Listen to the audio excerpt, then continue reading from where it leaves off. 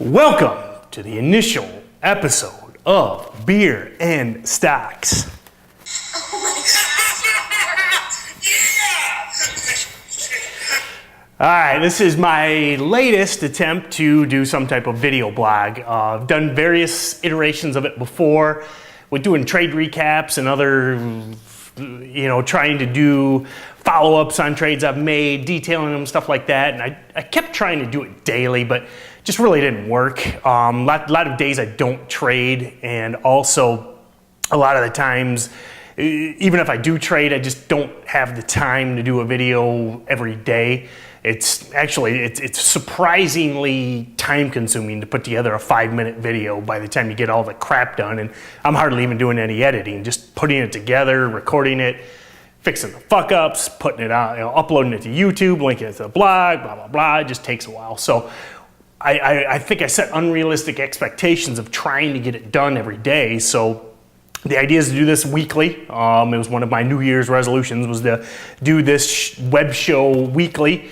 Ideally, I was just shooting for Friday nights. Of course, last night something came up, so we're doing it Saturday night, but I'm here. It's the first week of the year, and I'm showing up.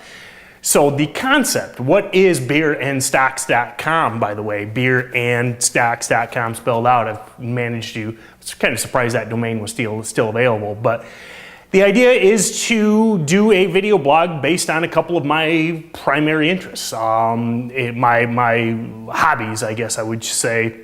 Really enjoy trading stocks, specifically short selling stocks, part-time. And who doesn't like a little beer now and then? And I like to experiment with different kinds of beers. So kind of got an inspiration a little bit from like Gary Vaynerchuk on Wine Library. I don't know if ideally it would be that cool. I don't know if I'll be quite as over the top as he is, or be able to taste the dirt where the wine was grown. But I've wanted to be able to actually critique and review a beer, and I think that this will be a good method to learn that by showing up every week again. So the idea is to go over trading, specifically short selling. There's nobody understands short selling. And then go over my trades, kind of recap things, and ideally maybe be entertaining in the same point. I'd also like to, the grand aspiration would be to at some point do a lot of interviews with mentors or other bloggers I follow or admire. I think that'd be pretty cool. I don't know if I'll be able to scale to that level. It'd be neat to check out. But so that's the idea. So I guess we'll just get going. This week's trades were shorted 2 stocks. The first one shorted right at the end of the year, I think the 28th, and then I closed it out Monday or Tuesday. It was RPRX, which is Repros Therapeutics. Junk pharmaceutical company. I don't know. I don't even know. Their balance sheet, financials, terrible. I don't even care what they do, but I'll link up to all these charts and everything underneath the post. But you can see big pop. I faded the short. Probably got out way too early. It looks like it's ready to collapse any day, but I got bored. I had $800 profit on 1,000 shares. Good enough. Next trade is CHGS. Rare earth minerals are extremely hot right now, and they're all popping, and so did China Zhengcheng Minerals. Unfortunately, if the research is right, they don't actually have anything to do with rare earth metals. So I really wanted to make this a long-term short because hopefully the story was true and they would continue to fade forever. But again, I had look up on Profitly, profit.ly. All my trades will be detailed there going in the future. These 2 trades are there. Search for T Bowen, also on Twitter, T Bowen, TBOHEN. And both trades, I was up so much that I just had to get out, even though I keep telling myself to hold longer, because these stocks will invariably fall back to where they were. One of the interesting things, if you don't understand short selling, probably Google it, but I profit when the stock goes down. I understand a lot of people may not understand that. It's extremely confusing. It's extremely difficult. It's a pain in the ass. but it's actually the easiest money in the stock market, I think. I mean, it is literally, if you could figure it out, and one of the best ways to figure it out is Google Timothy Sykes, go to his website, buy his DVDs, buy his crap. He's a unique character. I like him. A lot of people don't, but he knows how to teach short selling. But anyway, it's extremely difficult, very odd. There's a lot of little things you need to know and techniques you need to know, but I've over the last few years, I've had a 70-80% win rate on shorting. So, and what you can see, it's kind of, one thing that was kind of cool about these two trades is, look, you don't need to be, those are two different stock charts, okay? I know you can't see the symbol, but those are two different stocks. And that is the beauty of short selling or fading these pops, is when there's no reason behind it, and they're shit companies, they will fade back. And that's what's funny about these two charts. They're damn near identical, and they're completely different companies. So that was 2 trades of this week. I am up in 1 week part-time trading, shorting stocks. I've got probably an hour and a half combined into this, and I'm up $1,435.10.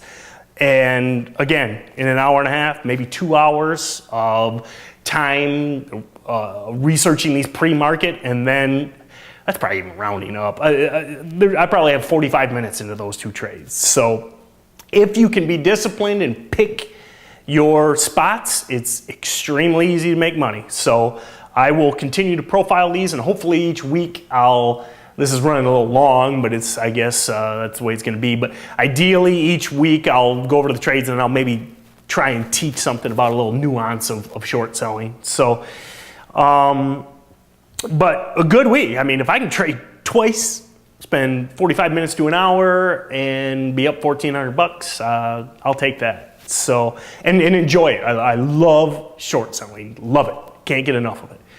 So that is the trade recap of the week, and then I guess we'll move on to the beer in beerandstocks.com. This week, what I'm going to try and do too is, ideally, what would be neat is to actually go to, I'm going to try and focus on all Michigan beers. I'm from Michigan. Would like to support the Michigan economy. Actually friends with a brewer in central Michigan. And I just think it's kind of cool to use that as my little niche, is to, this year, hopefully I'll be able to find 52 distinct Michigan beers and review them.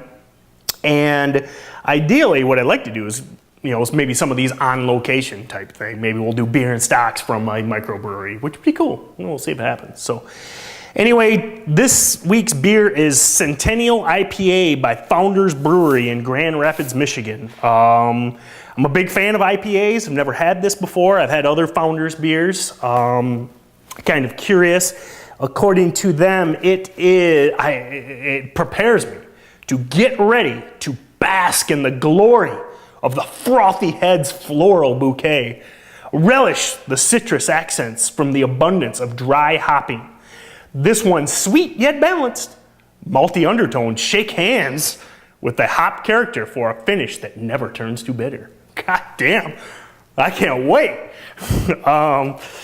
So sounds good. We'll see. I prepared really well. I like this opener. I guess hopefully it'll work. I was going to use like a screwdriver, but I'd probably stab myself in the hand.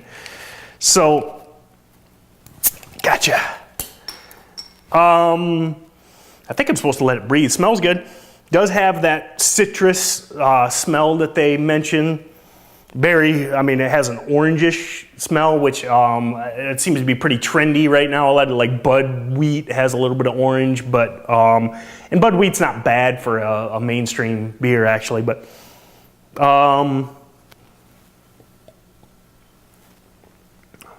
so here comes the wine library bit. I'm supposed to kind of sit here and pick out. It is dry. Which I like.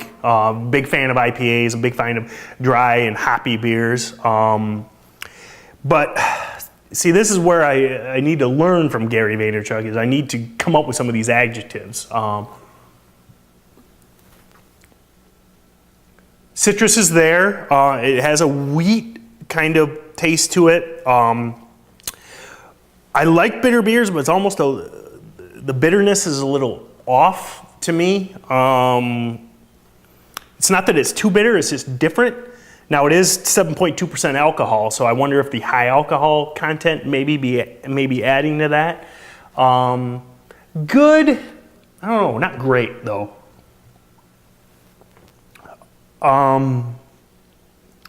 Yeah, I mean, I'll drink it, but I'm not rushing to get another 6-pack. And for sure, especially I really like IPAs. For sure, this is one of my least favorite IPAs. So bummer that the first Beer and Stocks episode had a somewhat mediocre beer. But I'm sure I'll end up with more from Founders Brewery. They've got a lot of different brews, and it is pretty cool. Only about an hour away. Again, it'd be kind of neat to maybe do one of these shows from there. Yeah, it is what it is, I guess. So I'd give it, if I have to come up with a rating system, like maybe 2 bottles out of 5. And then I can't believe I forgot to bring up the sound effect I played in the beginning. I know that not everybody is aware of what that is, although it has some bizarre viral quality to it. I made a year ago, I made a video popping a dent on my wife's car with a can of compressed air and a hair dryer. And it'd been on YouTube for like a year and a half, I think. And for whatever reason, the last week it's gone viral. I mean, I've got over, I think I'm pushing 500,000 hits on YouTube. Break.com, almost 500,000 views. I mean, it's like got 1 million views. So that is where the terrific sound effect of...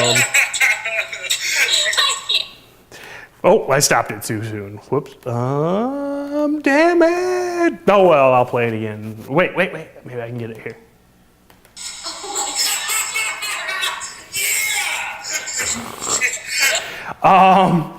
So I'll link that up. And actually, this is one of the things that got me excited to get a video done was the fact that this thing's all over the place. A guy featured me in his video, Bitter Poet Madman. Check him out. I actually stole some of the ideas for this from him. He reviews a lot of beers.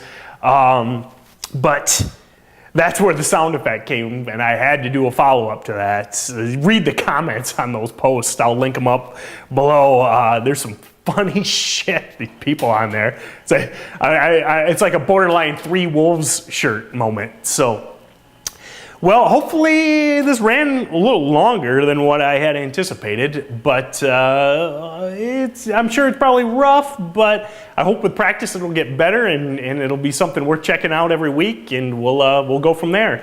Like I said, the website isn't up yet, but it's beerandstocks.com. Right now, you can go to tbowen.com or visit me on Twitter at /tbowen, and we'll see you next time.